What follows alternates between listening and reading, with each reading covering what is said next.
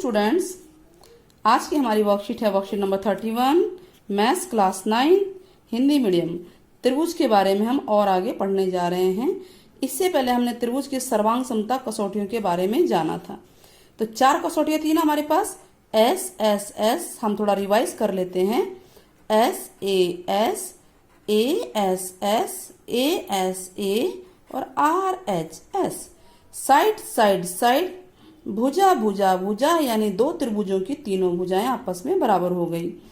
भुजा कोण भुजा, यानी एक त्रिभुज की एक भुजा, दूसरे की भी भुजा, फिर एक का एक कोण, दूसरे का कोण के, और फिर पहले वाले की भुजा दूसरे की भुजा के बराबर हो गई। यही है ना। तो भुजा कोण भुजा, कोण भुजा कोण, और ये है एक 90 डिग्री का कोण है। राइट कोण, हाइपोटेनियस यानी कर्ण, और एक भुजा। ये 4 कसौटियां थी हमारी 1 2 3 4, जिनके बेस पे त्रिभुज, दो त्रिभुजों को हम सर्वांग सम सिद्ध कर रहे थे। ठीक है। अच्छा, सर्वांग समता के बारे में ध्यान है, कोई 3 ही बातें सिद्ध करनी जिसमें एक भुजा जरूर होनी चाहिए। चलिए अब हम इन 4 कसौटियों को ध्यान में रखते हुए सवाल को ट्राई करते हैं। अब हमारे पास ये क्वेश्चन दिया हुआ है, त्रिभुज एबीसी की 2 भुजाएं हैं, ए बी और बी सी। तो हम देखते हैं, ये लिखा हुआ है त्रिभुज एबीसी, ए बी सी, यही है ना प्रश्न। ठीक है। 2 भुजाएं हैं ए बी, और 2 भुजाएं ए बी और बी सी तथा माध्यिका एडी है ना। माध्यिका एडी ये है। क्रमशः दूसरे त्रिभुज की 2 भुजाओं पी क्यू क्यू आर और माध्यिका पी एन के बराबर है। ये डी है, पी क्यू आर ये दूसरा त्रिभुज है, और ये है। तो ये कह रहा है कि इसकी जो ये भुजा है ए बी, इसकी पी क्यू भुजा के बराबर है, यानी हम एक निशान लगा लेते हैं। उसके बाद कह रहा है बी सी क्यू आर के बराबर है, यानी ये पूरी बी सी इस क्यू आर के बराबर है। और तीसरी बात कह रहा है जो माध्यिका ए डी है वो माध्यिका पी एन के बराबर है, यानी ये वाली माध्यिका, ये वाली इस पी एन के बराबर है। हमने निशान लगा लिया। तो हमें 3 बातें दी हुई हैं। सिद्ध क्या करना है, त्रिभुज ए बी डी ये त्रिभुज और पी क्यू एन क्या है, सर्वांग सम है। तो चलिए स्टार्ट करते हैं। क्योंकि ये माध्यिका है तो आप ध्यान रहे, माध्यिका 2 भागों में बांटती है, इस वर्ड को बहुत ध्यान से समझना है। ये पूरे का आधा कर देगी। तो 2 त्रिभुज, हम यही 2 त्रिभुज ले रहे हैं, ए बी डी और पी क्यू एन। ठीक है, ए बी डी और पी क्यू एन की तुलना हम करेंगे। तो हमें ये दिया गया है कि बी सी बराबर है क्यू आर, दिया हुआ है ना हमें, बी सी बराबर क्यू आर। अब हम दोनों तरफ अगर आधा आधा कर दें तो बी सी का आधा बी डी होता है। इधर का ही क्यों लेना है हमें, क्योंकि इस त्रिभुज को हम कर रहे हैं, इस त्रिभुज को सॉल्व कर रहे हैं, दोनों को सर्वांग सम सिद्ध कर रहे हैं। तो दोनों तरफ हमने आधा लगा दिया।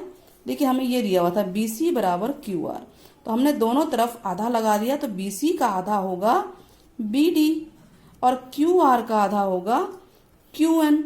अच्छा, आधा क्यों, क्योंकि ए डी जो है माध्यिका है किसकी, ए डी और पी एन दोनों ही माध्यिका है, रीजन लिखा हुआ है। तो पहला पॉइंट हमारा आ गया। पहला पॉइंट क्या आ गया कि बी डी क्यू आर के बराबर है, यानी इन 2 त्रिभुजों में हमें 3 बातें चाहिए। तो पहला हमारा आ गया बी डी क्यू आर के क्यू एन के बराबर है, क्यू एन, ठीक है, क्यू एन के बराबर है। एक पॉइंट आ गया जो हमने यहाँ सिद्ध किया। अब 2 बातें बताइए, और 2 बातें कौन सी बराबर है दोनों त्रिभुज में। तो ए बी और पी क्यू बराबर है, लिख दिया हमने, दिया हुआ है हमें। दूसरा और क्या है, और ये ए डी और ये पी एन माध्यिका भी बराबर है, ये भी हमें दिया हुआ है। जो दिया है वो सब हम लिख लेना चाहिए हमें, सब कुछ की क्या क्या दिया हुआ है, देखो सारा दिया हुआ है। तो इस तरह से तीनों बात आ गई, तीनों ही भुजा भुजा भुजा है। तो भुजा भुजा भुजा एस एस के नियम के द्वारा दोनों त्रिभुज क्या हो गए, सर्वांग सम हो गए। अब त्रिभुज सर्वांग सम है तो जो ये कोण ए बी डी है ये वाला कोण, और कोण पी क्यू वन है ये वाला कोण बराबर हो जाएंगे बाय सीपीसीटी। ये हमारे काम आएगा। अगले में अगला क्या है, त्रिभुज ए बी सी लेना है और पी क्यू आर लेना है, इनको सर्वांग सम सिद्ध करना है। तो हम लिखेंगे त्रिभुज ए बी सी तथा त्रिभुज पी क्यू आर में। इसका मतलब होता है हम दोनों की तुलना करने जा रहे हैं। ठीक है बच्चों, तो चलिए स्टार्ट करते हैं। पहली बात देखिए, ए बी है दोनों में और पी क्यू है ना, ए बी और पी क्यू दोनों बराबर हैं, दिया हुआ है। दूसरा BC और QR, इस बार पूरा लेना है तो बीच का हम नहीं देखेंगे, तो BC और QR दोनों बराबर हैं। 2 बातें हो गई। तीसरी बात, ये कोण इस कोण के बराबर है, इसका नाम क्या है ABC, इसको पूरा लिख सकते हैं, या ABD बोलेंगे तो उसको पूरा लिखेंगे तो ABC, यानी ये वाला कोण 1 कोण 2 के बराबर। आप इसे लिख सकते हैं, इसकी जगह लिख सकते हैं कोण 1 बराबर कोण 2।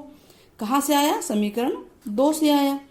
तो हमारे पास देखो भुजा आ गई, कोण आ गया, यानी साइड के नियम के द्वारा त्रिभुज ABC PQR के सर्वांगसम हो गया बड़ा वाला। समझ में आया आपको? आसान था ना। सर्वांगसम के लिए 3 चीजें चाहिए और 3 चीजें आपको कैसे भी निकालनी है। हो सकता है 1-2 आसानी से मिल जाए, 1-2 थोड़ी सी टेढ़ी खीर होगी। तो टेढ़ी कुछ नहीं है, सब कुछ इसके अंदर दिया होगा आपको। जैसे इसमें माध्यिका दिया था वर्ड, इसको हमने पकड़ लिया, इसका यूज कर लिया। अब क्वेश्चन नंबर 2 पे चलते हैं। बहुत ही इंपॉर्टेंट ये है, वर्कशीट है आपकी बच्चों। स्टार्ट करते हैं प्रश्न 2 पे। ये एक त्रिभुज दिया हुआ है ABC, और ये आपको त्रिभुज ABC में BE और CF 2 बराबर शीर्षलंब है, तो 2 बातें दे दी, एक तो शीर्षलंब है, दूसरा बराबर है। 2 बातों को हमें पकड़ना है, एक तो शीर्षलंब है और एक बराबर है। तो BE शीर्षलंब है, शीर्षलंब मतलब 90 डिग्री है, और CF भी शीर्षलंब है, और ये दोनों बराबर भी हैं, यानी ये वाली लाइन BE और CF बराबर है। 2 डंडे लगा दिए। तो और क्या बोला है? RHS सर्वांग समता नियम करना है हमें। RHS मतलब कि एक 90 डिग्री, एक विकर्ण और एक भुजा नियम का प्रयोग करके सिद्ध करना है कि त्रिभुज समद्विबाहु त्रिभुज है। त्रिभुज ABC समद्विबाहु का मतलब हमें क्या सिद्ध करना है वो हम लिखेंगे। सबसे पहले दिया क्या है? एक त्रिभुज, इसमें 2 शीर्षलंब है BE और ये हमें दिया हुआ है, यानी BE ये बराबर भी है और शीर्षलंब भी है 90 डिग्री। शीर्षलंब मतलब 90 डिग्री दिया हुआ है। सिद्ध करना है त्रिभुज ABC समद्विबाहु। समद्विबाहु का मतलब क्या होता है? समद्विबाहु का मतलब हमें क्या सिद्ध करना है कि ये भुजा इसके बराबर है, कोई 2 भुजा बराबर आ जाए, कोई भी 2। अब देखते हैं कौन सी भुजा बराबर आएगी, यही मतलब है ना, और उसके सम्मुख कोण भी बराबर आ जाए। तो चलिए हम 2 त्रिभुज ले लेते हैं, कोई से भी ले लेते हैं। त्रिभुज हमने ले लिया BCF। अब त्रिभुज वही लेना है ध्यान से जहां पर हमारा उसका यूज हो जाए। BCF, एक ये त्रिभुज हो गया, और दूसरा है BCE। ये दोनों त्रिभुज हमने ले लिया, BCF या BCE, CBE को BCE बोलेंगे। इन दोनों में एक ये उभयनिष्ठ है, देखो ये भुजा उभयनिष्ठ है, दोनों में है ये, तो हमने लिख दिया कि BC बराबर BC, उभयनिष्ठ। एक कारण मिल गया हमें। दूसरा ये कोण 90 डिग्री है, 90 डिग्री है, क्या नाम है इसका? CFB, और इसका नाम है, आप लिख सकते हैं कोण 1 और कोण 2। आप ऐसे भी लिख सकते हैं कि कोण 1 बराबर है कोण 2 को, इसको काट के आप ये लिख सकते हैं, रीजन है समकोण। अच्छा, दोबारा हम प्रश्न पे जाते हैं। प्रश्न में आपको सिद्ध क्या करना है? कौन सा सर्वांग समता सिद्ध करना है? RHS। ध्यान रहे, एक 90 डिग्री, एक कर्ण होना चाहिए और एक भुजा। तो हमें इस 2 त्रिभुज में देखो कि एक 90 डिग्री हमने प्रूफ कर दिया, और ये विकर्ण है इसका, देखो कर्ण है ना इसका, कर्ण विकर्ण नहीं कर्ण। इस त्रिभुज का ये कर्ण है और इस त्रिभुज का ये कर्ण है। कैसे पता कर्ण है? 90 के सामने वाला, कोण के सामने वाला कर्ण होता है, इस कोण के सामने भी यही है। तो हमने ये भी सिद्ध कर दिया। ये क्या है? ये कर्ण सिद्ध हो गया, और ये हमने 90 डिग्री सिद्ध कर दिया। अब तीसरा हमें भुजा चाहिए।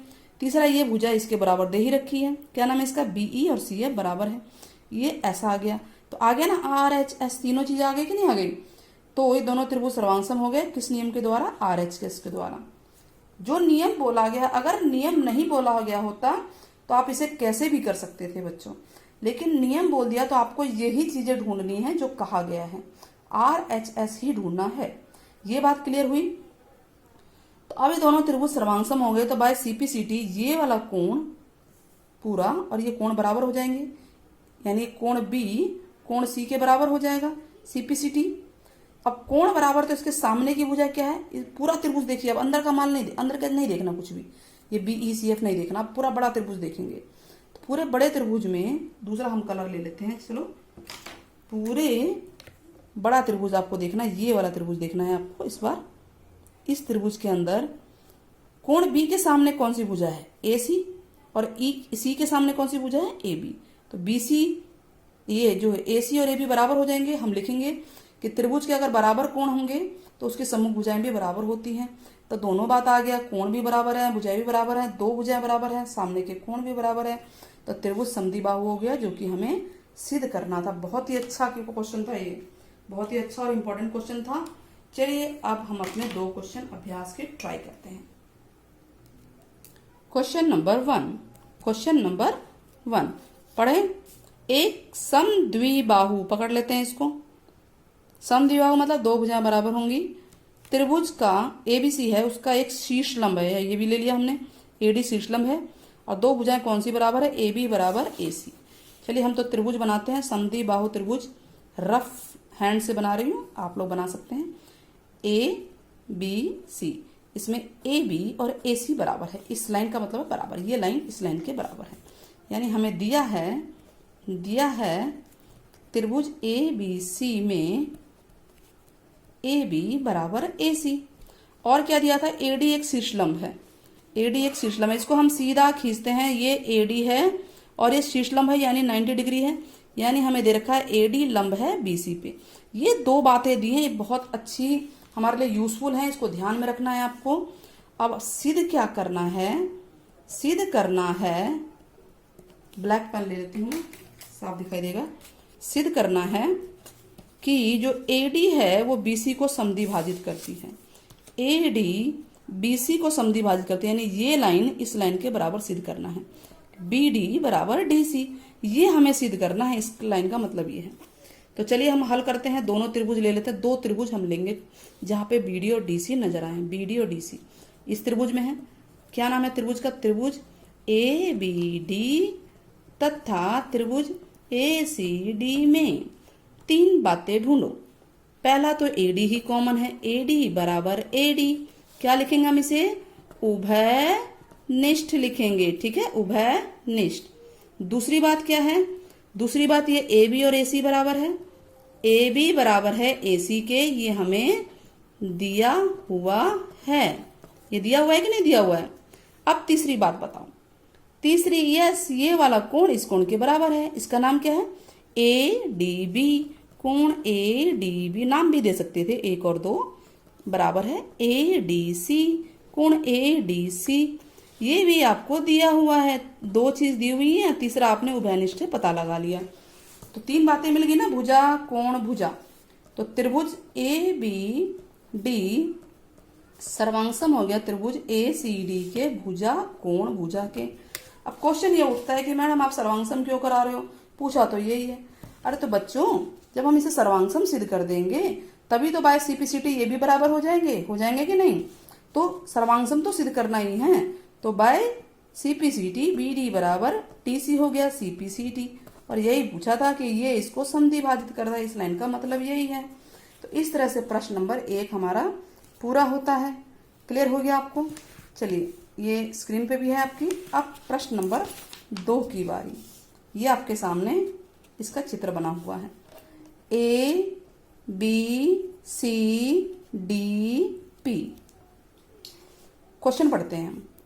क्वेश्चन है त्रिभुज एबीसी और DBC, A B C D B C एक ही आधार पे बने, ये एक ही आधार है बीसी, इसी पे बन रहे हैं ना दोनों।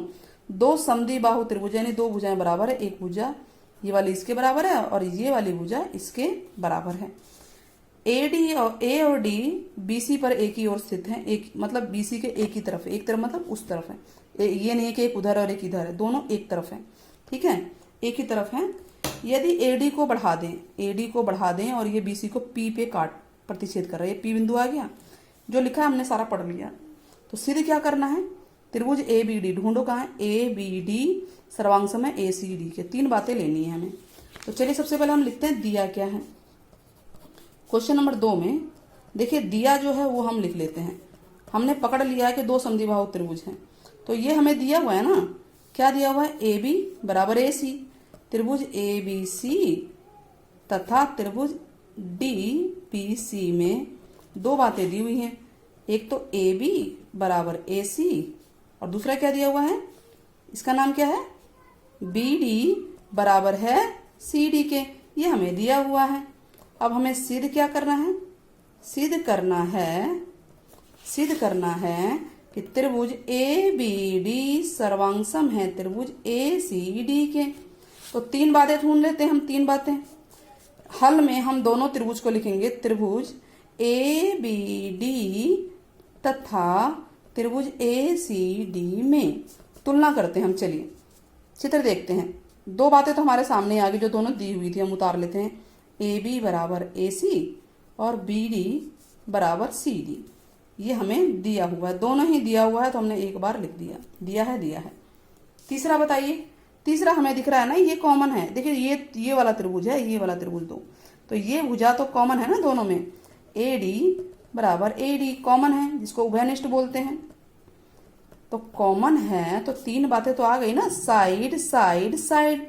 तो त्रिभुज तो सर्वांगसम हो गया, त्रिभुज ए बी डी सर्वांगसम है त्रिभुज ए सी डी के, ए सी डी के। यही तो बोला था ना, ए बी डी और ए सी डी सर्वांगसम है। भुजा भुजा भुजा सर्वांगसमता हो गया। 3 लाइन में हमारा आंसर खत्म हो गया। जो दिए थे 2 हथियार उसका यूज हो गया, एक को थोड़ा हमने सोच के कर लिया।